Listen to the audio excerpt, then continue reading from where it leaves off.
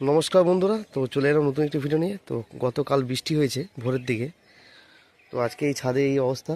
এলোমেলো হয়ে গেল ছাদ ঝড়েতে। এলোমেলো দু একটি গাছ ডালপালা ভেঙে গেছিলো, সেগুলো ঠিক করা হলো।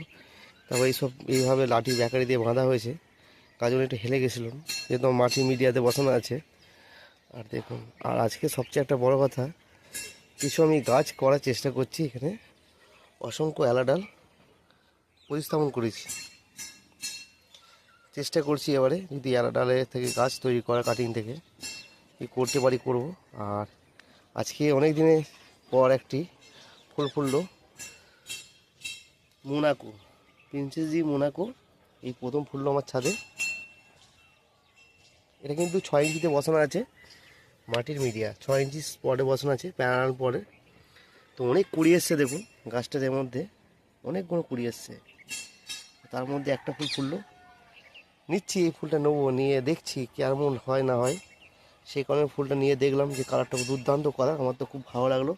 তো আপনার যদি ভালো লাগে অবশ্যই কমেন্ট করবেন। আর এই গাছটা ছোট্ট গাছের মধ্যে অসংখ্য কুড়ি ধরে আছে। তো এইগুলো 2-3 দিনের মধ্যে ফুটে যাবে মোটামুটি, ফ্লাস হয়ে যাবে। আর দেখুন এই দিকটাও আছে।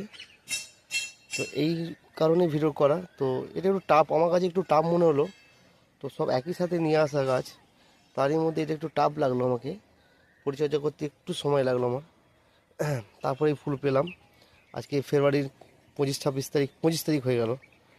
আর দেখুন, আর এখানে এলা বসেছি, আজকে বসালাম। দেখা যাক কতদূর কী করতে পারি। তো এই ছোট্ট ভিডিও কেমন লাগলো অবশ্যই কমেন্ট করে জানাবেন। দেখা হবে কোনো next video. Tata, bye bye.